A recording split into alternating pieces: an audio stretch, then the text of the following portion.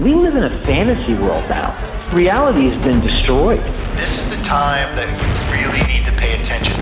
The probabilities are overwhelmingly on gold's side. That is the best environment to see gold increase its value. Welcome to Palisades Gold Radio. I'm your host, Tom Bodrowicz. Joining me today is John Feneck, founder and CEO of Feneck Consulting. How are you today, John? Hey, good, Tom. How are you? Excellent. Quite a lot to talk about and get to today. So why don't we start by getting a little bit about your background? I know you spent some time working for Sprott in the last couple of years here. So lay out a bit of your background for our listeners to kind of get some context on you. Sure. So I started in the business in 1992 as an equity analyst for Merrill Lynch. I then moved on to JP Morgan, went back to Merrill, but I spent most of my career at big shops like that. Ended up getting the opportunity to run part of the U.S. for Sprott in terms of distribution of their popular ETFs and funds, most notably PHYS and PSLV, as you probably know, Tom, the physical gold and silver products, and reported to Rick Rule. So that was a real thrill for me because Rick's one of my guys that I look up to, and did that in 16 and 17, was named as part of the PM team as well. And I started my own performance in 2016 on the side. So I do have a 5-year track record that people can look at now on FeneckConsulting.com, which we're really proud of. We're top decile for 1, 3, and 5 now through June 30th. So, we're really, we've developed that, as we'll get into later, probably just through being active managers. I was on a David Lynn podcast with Kiko last month, and I was pointing out how at $47, GDXJ had actually lost you money by buying and holding over 5 years, which is terrible, right? It's like, that's not what we're in this for. We take a lot of risk on as clients. Why would you want to buy it at 51 in summer of 16 and hold it to 41 today? It's like, great, I lost 20%. It's like, that's been the average experience I find from a lot of clients that contact us, is that they're overly loyal. And so it's like, you've got to know when to sell. And we think we do a really good job of educating clients about that. So to finish up, I've run my own shop now for the last 2 years. Precious Metals Summit in 2019 was the beginning of my business going out on my own. And it's been fantastic. I mean, I wish I did it years ago. Absolutely. So of course, we're speaking today on Friday, the 27th of August. And of course, we had the FOMC meeting this morning. So Jerome Powell was quite dovish. And I just wanted to ask you if there was anything that surprised you about the meeting. No, I mean, Powell's a former attorney. He's not a former economist. So, I got a lot of negative comments, or concerned comments, I should say, from clients leading up to today, because they see guys like Bullard from St. Louis and Kaplan from Dallas, and all these guys go out there and try to talk up their opinion about things. And I say, look, these guys don't even vote this year. Who cares? Like, you need to focus on Powell. He's the guy you have to listen to. Make sure you mark your timer, your calendar, whatever you do. Make sure you're there at 10 a.m. Eastern today, because this is going to move markets. And sure enough, he just delivered a very straightforward, kind of reiterating everything he said thus far. If you look back, Tom, at July 28th, we thought that Fed meeting was really supportive of our sector. We got a little love there between then and non-farm payrolls. And then that Friday, the first Friday of August, we got smoked. And that, to me, is an outlier event. Non-farm payrolls is definitely worth looking at. It's very important. But when you look at, home prices declining, when you look at CPI remaining strong, these are all things that support our sector. It's like, I don't think that one number or metric like non-farm payrolls should be that destructive. So we were heavy buyers in August here in the mining sector. But the only thing that really surprised me about today was that he said towards the end of his remarks that the, quote, airline and hotel industries had recovered to like February 2020 levels, which I think is completely false. I spent most of my career on the road, so I've spent, many nights in hotels that I wish I was home in my bed, but 2,000 nights on the road at least, and hundreds of flights. And what I have seen is hotel rates stay steady, versus year over year. but you're getting much less as a consumer now, right? Because housekeeping is like 50% shuttered. The restaurants are closed, the bars are closed, the gym's closed. It's like you're not getting any value as a consumer anymore. So I think at some point next year, the consumer is going to put their foot down and say, I'm not paying these prices anymore, we'll see. But I think that is just a false comment, because when I talk to hotel managers and get an idea of their, how much capacity they have that night, they're usually telling me 20 to 40%. And that's not good. If you have 200 rooms and you've got, 40 full, who cares? It's that you're not going to make your revenue numbers. Absolutely. So, John, as you mentioned, non-farm payroll numbers, that's another metric that you track. So can you explain the significance of this number to some of our audience that might not be familiar with it? Yeah, it's the first Friday of every month, and it comes out at 8:30 a.m. Eastern all the time. It's basically the most followed metric for job growth in the U.S., right? So like, you heard Jerome Powell say today many times our maximum employment number, right? So that's what they're looking at. They want to see a strong non-farm payrolls number of like 1 million plus. And we got really close in August. And that's why our sector tanked, right? Because usually you have a correlation between a higher non-farm and interest rates going up eventually, right? Because the Fed will get emboldened and say, okay, well, hey, we've got 4 or 5 good numbers in a row now. We can feel more comfortable about being hawkish and talking up, raising interest rates. So to me, that's always something that I look at very closely every month, along with CPI and a few other things. But it is the most difficult number I think anyone would say to predict, because like last month, we got a weak ADP number on Wednesday. That's the precursor to non-farm. It happens the first Wednesday of the month. And that would indicate a weaker non-farm number, which didn't happen, right? So they're not... you can't assume a good ADP or a bad ADP is going to mean a good non-farm or a bad non-farm. It's really frustrating. So it's just something to keep an eye on. And as I've said to clients, like, this is one metric the Fed is looking at, not all of them. And I think that, Powell completely came through with that message today. So how do you position yourself coming into, let's say, the FOMC meeting like today? Were there any other indicators that you look at to speculate on the direction of the metals on days like this? Today was a really interesting day because we were up a lot in 2016. We were up 149%. And the reason we were up so much was that I took 50% of our chips off the table the first week of August of 2016, because I didn't trust Fisher. I didn't trust Yellen. I thought they were going to be hawkish. They were at Jackson Hole. That started, as you remember, a 2.5-year downturn in the mining sector. So today was really scary. I told my family I was really, feeling a little bit trepidatious this morning, because we were fully, 4% cash going into this, and usually I'd be way higher cash. I just felt that Powell had his back against the wall here, and he had to do the right thing because of various things, but also the Delta variant. I mean, how would you like logically think that this person is going to derail a 17-month recovery with Delta running rampant, right? It's like, come on. It's just, it didn't make any sense to me. So we put our money where our mouth is, and we're sitting pretty today as a result. So I've heard you say before, John, that you look at inflation and you think it's way less important than certain other things. For example, the bond market. So what kinds of signs do you look for in the bond market, and what do they mean? So bonds, I don't track as much as maybe your average PM. I mean, I look at the TLT every day, which is the 20-year ETF. And, I keep an eye on bond yields. I think that's important.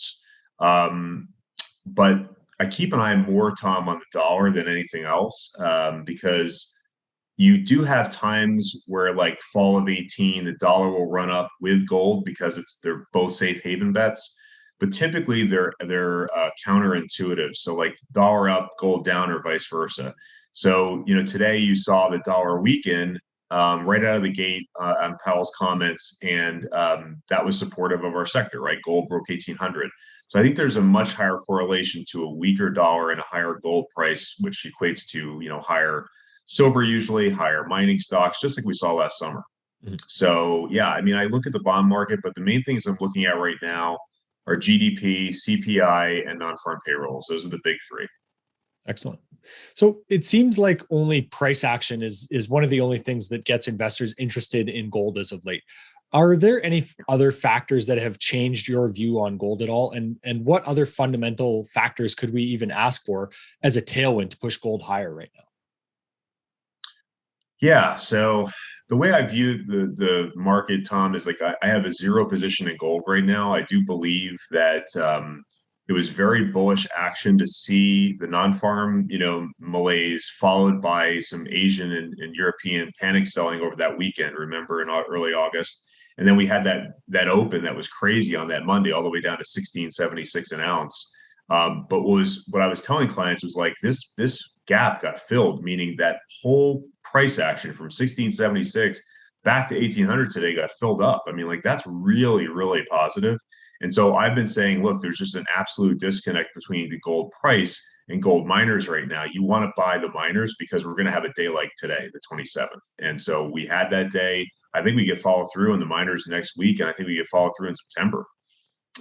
We have the two of the five biggest mining conferences anywhere starting September 8th through the 14th. And one of my things, as you know, Tom, is to talk to CEOs. I've talked to 18 CEOs in the last 5 days, just this week. They are pumped for Precious Metal Summit in Beaver Creek, and they're pumped for Denver Gold. And I've talked to the coordinators of both of those events, and they're expecting very good attendance. So I think that we're going to see, people take a stand here. I'm an advocate for CEOs doing what like Keith Neumeyer is doing at AG with Mexico right now. It's like, hey, let's stand up for ourselves. You see Friedland doing that all the time at Ivanhoe. It's like, let's take a stand and say this is not going to happen again and again and again to us. Like there's just a lot of short interest out there. I think a lot of it's naked, and I think that they're going to get smoked. I really do. They've had a really good run here for many, many months, right? It's been an 11-month downturn since last September's highs. So I think it's our time. So I want to go back to something you were saying, John, about not having a position in physical gold. How do you view some gold stocks being a better value at times than the actual bullion itself? And what role does, let's say, physical gold play in your portfolio, if at all? Sure. So we'll buy gold in our portfolio if we thought there was, like if we were in a war with someone, like major, when not a small war.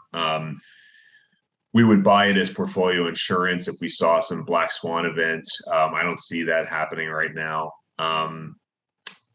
It's just not as compelling to me, Tom, because I can make 3, 5, 7% on that. If I buy Newmont at $57 today with a 4% yield, I'm getting paid to wait, right? It's like their cash flow is great, their net debt to EBITDA is great, their yield is very strong. It's one of the highest yielding S&P stocks, right?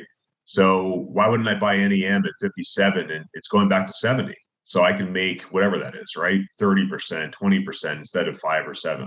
So that's the way I look at it is gold miners have inherent leverage to the gold price. Silver, same thing. Silver companies have that leverage to silver even more so. So we're interested in buying miners when they're bombed out like this. And then last summer, we were heavy sellers. We thought that, Warren Buffett buying Barrick was almost like the perfect bell ringing to sell, because it's like, here's a guy who absolutely hates gold buying into our sector for the first time at like pretty much the all-time high. So, we're very contrarian in the way we look at things. Absolutely. And it's before we hit record here, you and I were talking a little bit about that, about basically the controlling investor psychology and not being interested in something just because the price has run up. So how did you develop that mindset? Is it something that you've just been able to figure out over time, in a way go against your immediate gut reaction to seeing something run up like that? How have you developed that?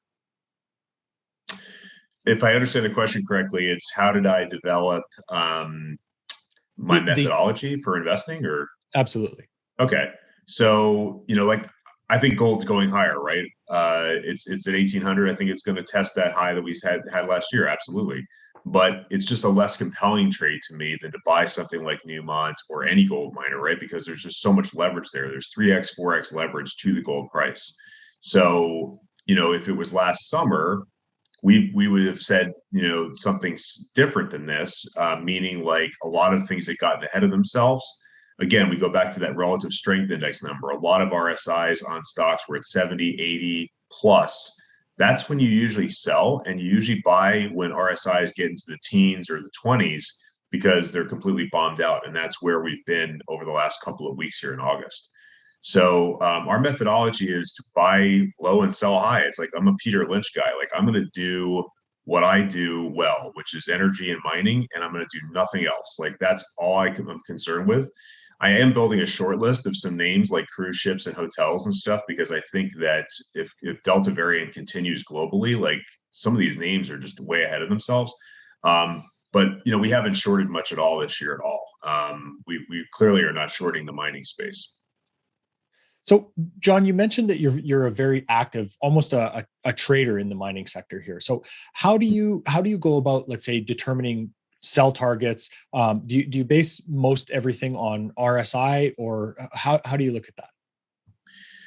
There's a good website out there called stockta.com, which is just a technical site. We would encourage people to look at that, put a ticker in, and then on the left-hand margin of the screen, you'll see support and resistance on the stock. So we use that and other tools to kind of gauge where support and resistance is, Tom. We look at RSI as well, which is at the bottom of that screen once you type in the ticker. So we get both of those metrics from that website, which is pretty cool. But no, I mean, I'm just saying about the RSIs is kind of a layman's kind of like approach to looking at the space. Higher RSIs being overbought, low RSIs being oversold. Excuse me. So yeah, I think right now you've got a tremendous opportunity ahead of you for now to November, right? Because going into today, we were thinking, oh gosh, we're going to get this taper talk. Then we've got September 22nd. That's when the bomb gets dropped. No, like that's not what happened today.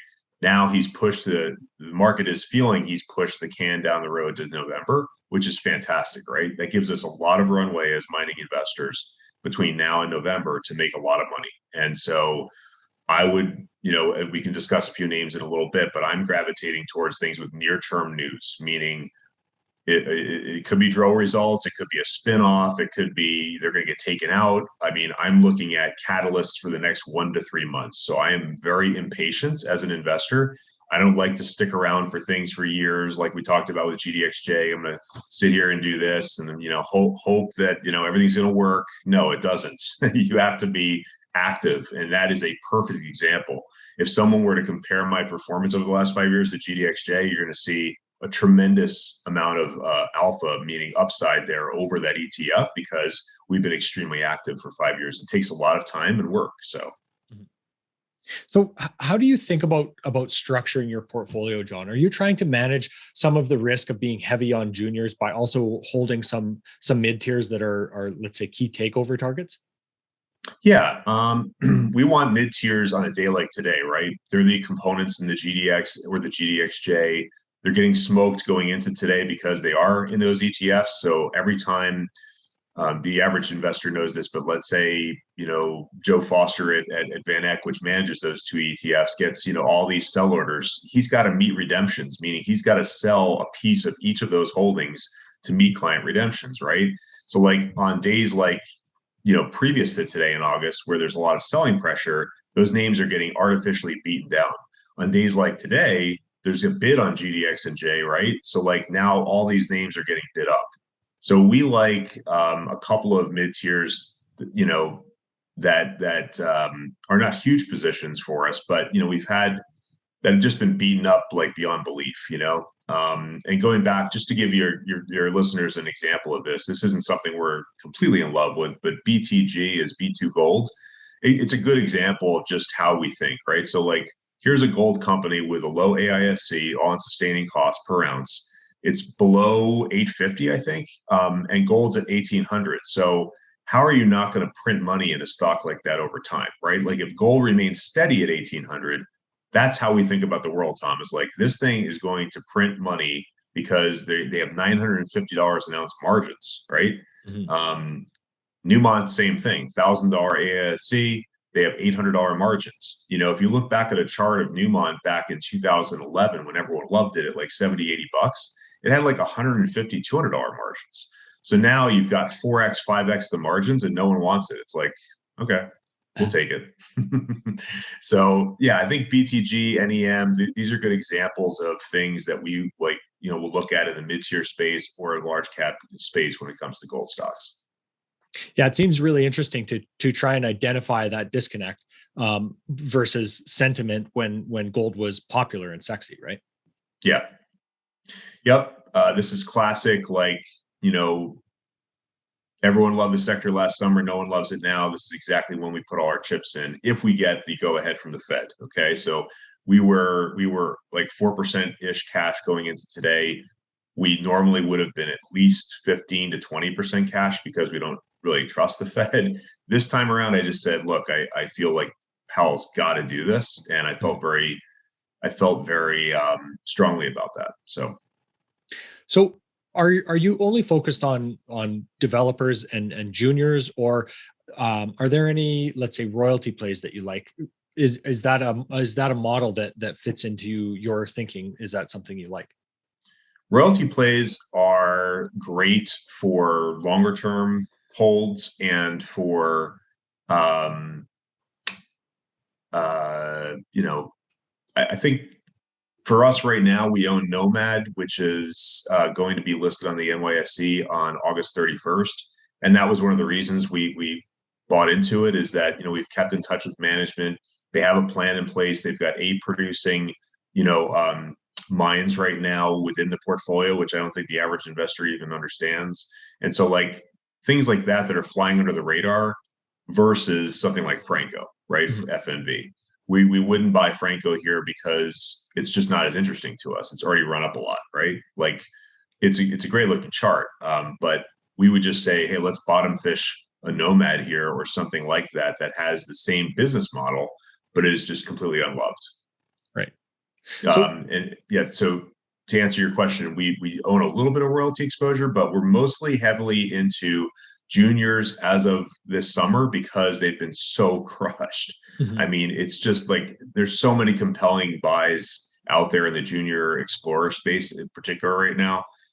So, you know, you have to talk to CEOs to understand if I talk to a CEO 30 times and the 31st time he's super excited, like then I know without him having to tell me anything, like here's a guy who's very measured, but now he's really excited. Like, you know what I mean? This is the kind of information that I can impart upon my alert clients. And what I do, Tom, is I email them this information. I don't withhold anything. Like when I say, hey, I just talked to so-and-so from this company, it goes out within 10 minutes. Like, so, you know, our service is different than most in that we're real time. And as a client, you can choose to be getting every trade, you know, we call that active alerts, or you can choose to get passive alerts, which is just getting notifications from us when we do 25% or more on a buy or sell. So if we sold half of our Newmont, you'd get an email, that kind of thing. Right. So what about silver, John? Do you think that the silver squeeze this year, or that started at the beginning of this year, has had an appreciable effect on tightening the physical silver supply market? I may have to punt on that question just because I don't get involved too deeply with that. I mean, I've been very vocal, Tom, over my career to say you want to own stuff like PSLV as opposed to SLV because you can get physical delivery if you so choose. But I also have been telling people like to get physical delivery is a process and it costs a lot of money. So it's like not for everyone. Mm-hmm. And coins, you know, like last summer had these gigantic premiums attached to them, right? So like to buy the physical coins, you know, like now would make sense, but like last summer made no sense to me. Right. So I'd rather just own good silver companies that were cheap last summer. And I still feel the same right now. Like we were buying heavily into Silver Corp here at $4 recently. And now they come out with news, which I didn't have any idea about, that they were going to do a 4% buyback of shares because their stock's so cheap. So a company like that is saying, hey, we don't find enough compelling opportunities to go buy out there right now. We're just going to go buy our own stock because we're so cheap. Mm-hmm. That's great. So, you know, yeah. So I wrote on silver for Sprott. I was part of the PM team there. I'm very measured about silver though. Like when you look at my comments, I've said all year we haven't broke $30. Don't talk to me until we break $30.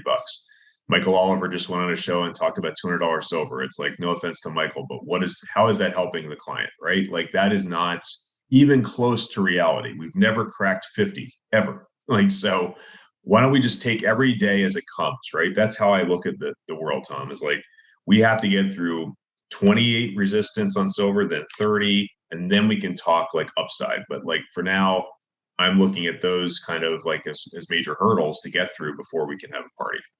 Right. So basically, you're not interested in silver equities or silver miners until at least 30 as well.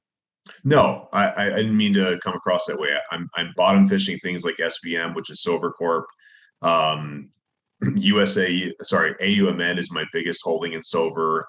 It's gotten completely crushed by a portfolio manager we compete with, along with a Seeking Alpha author that both have never spoken to the company, but have very strong opinions, right? With many followers. Like the combined followers on both those guys is over 30,000 people. So when you take a stock down from 71 to 46, yeah, we're really interested, right? Because a lot of this is artificial in our opinion and temporary. Mm-hmm. That company has telegraphed publicly that they are considering a restart of Velardania, which is their biggest asset in Mexico. And I was in the stock in 2015 when that news came out that they had taken the mine off care and maintenance, which is exactly where it is right now. And they restarted the mine, and the thing went from 50 cents to $1.53 in less than a month. That is not going to happen this time, in my opinion. You're not going to get that same torque, but you're definitely going to get some love. And so in talking to the company, I feel like they are on track to restart the mine in Q4. Excellent. So what other metals do you spend time focusing on, John? Are there any other metals that you look at that are even as attractive as gold to you? Yeah, I mean, we think silver is the best of the bunch right now in terms of buying any type of metal straight up. And you can do that through a number of ways, as we discussed. We think that palladium is always compelling because there is a very short supply of palladium, and it's in every catalytic converter in every car in the world, right? So like there's an absolute need for that. When you look at the supply demand issue, it's 81% of supply comes from Russia and South Africa. Both countries have geopolitical issues, as well as South Africa strikes like clockwork every 6 to 12 months. So you've got these supply disruptions outside of COVID that exist all the time in palladium, in our view. So we love palladium, small cap, juniors, name it. It's like a lot of our portfolio is in palladium stocks right now because they're really beaten up. Copper, I think last year, if you look at my interview with Bill Powers in May of last year, we were bulls on copper as early as late May. So we were, putting our money where our mouth was then. We were buying the bigger cap stuff like FCX. And then we got into the junior stuff because it was completely unloved, even though copper was breaking out. It had broken all resistance levels.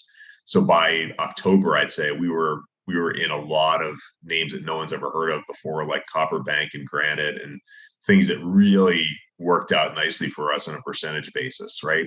So that's how we look at things, Tom. I mean, I appreciate you asking us about our methodology because many interviewers don't do that. And we look at it like, hey, if we can take a stock from 10 cents to 20 cents, we're thrilled. We're out. Like we're going to take that 100% gain many times, and then we're going to buy it back at 13 and write it back to 20, and then we're out again. Like, it's like we're not going to sit there forever and just, hold shares. And I'm very vocal about this with CEOs. Like if we're up 100+%, we're probably going to take some or all of it and leave for a bit, and this is a great example. I talked to Tim Johnson about this at Granite. The ticker's GCXXF. We've had a good relationship now from November to today, so almost a year. Tim is like an advocate for taking some gains if you need to, right? Like, so we started a position at 9 cents last November. We rode it all the way to 22 or 23 here this year. We sold our entire position. We just bought back in this week at 14. It's like, I'm going to ride that back into the 20s. It's going there, right? So like, that's kind of how we think about things. I wouldn't say active traders, but we are traders in the sense that we're going to buy and sell things a couple times a year, maybe. Mm-hmm. Yeah, makes sense to just really try and capture the upside and not hopefully any of the downside, right? Yeah, it doesn't always work. I mean, we're not perfect. The numbers are on the website. Like, we're through June, we're 29% ahead of GDXJ though, year to date. So like we're doing something right. Like, I mean, we grind it out. It takes a lot of work to get a couple percent here, a couple percent there, but that's what we try to do. We're not going to always be able to do this. I mean, I think that within 3 to 5 years, I'm probably going to hang it up on this side of the business because it is a lot of work and I've been doing this for a lot of years. So, I think this is go time though. This is the time that you have to be interested. Like you were interested last summer as an investor, you should really be interested right now because there's so much value. So, John, I know you're not really focused on the crypto space, but do you think they've taken some of the speculative capital out of the gold space?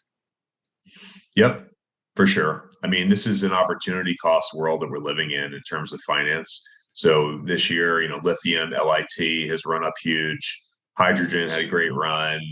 Bitcoin's had a great run. You name it, right? It's like there's so many things for the investor to look at right now. Not even mentioning Wall Street Bets and Reddit and the stuff with AMC and GameStop. And like, it's just, there's so many places to make money this year. So that's part of the problem for our sector is just lack of understanding coupled with lack of interest, right? Which creates an opportunity for someone that knows what they're doing.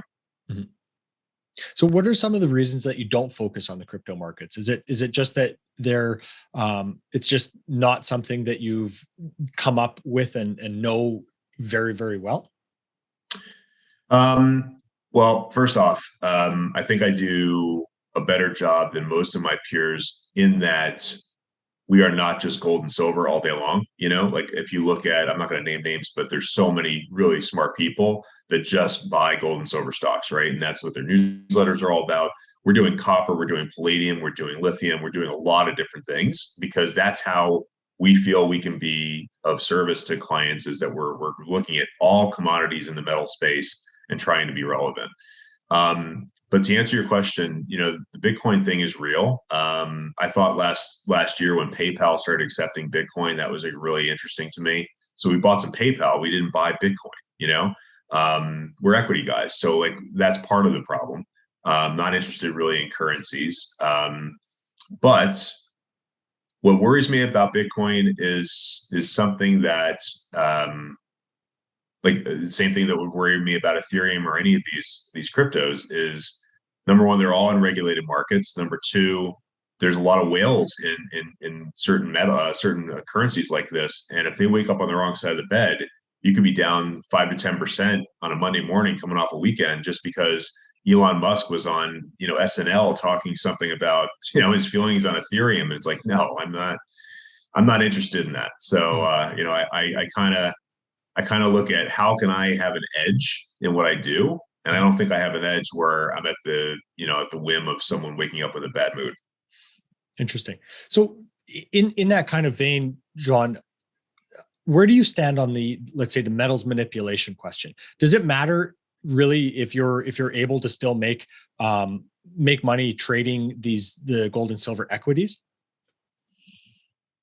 The manipulation question, I'm also going to punt because I have feelings about it, but here's how I feel about it, Tom. Like in a nutshell, like I'm a small investor and I have influence, you have influence. It's like, we're still small players in the space, right? We're not a Merrill, we're not a Morgan.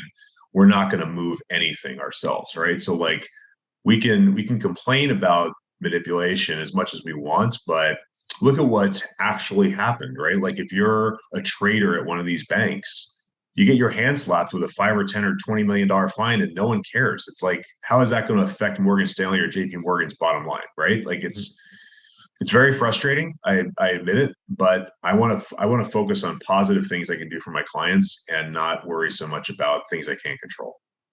Perfect. Excellent, John. Is there anything else you'd like to add before we wrap up here? Yeah. So I would encourage clients to contact me if they want some guidance here. I think this is, as I mentioned, a great time to start, getting more invested. Our alert service is just one of the services we offer. We offer phone calls with me directly. We offer portfolio reviews. We're trying to sit down with a client and you know, try to save them some pain, right? Like a lot of times you have an emotional attachment to a stock. Maybe it was gifted to you, maybe you know someone at the company. It's like you have to look at it pragmatically, have someone like me look at it pragmatically and say, like, that stock was great a year or two ago, but now it may not be as great and there's better opportunities, and let's sell some of that and buy some of this. Perfect. Of course, you're available at Feneck Consulting, FENECK consulting.com, right? That's right. Yep. Excellent. John, thanks so much for your time today. Thanks a lot, Tom. Appreciate it. This podcast is for general informational purposes only. Nothing on this podcast should be taken as investment advice. Guests on this show are not compensated for their appearance. Listeners are urged to educate themselves and make their own decisions. Do not base any investment decisions on the information contained. To view our full disclaimer, please visit our website.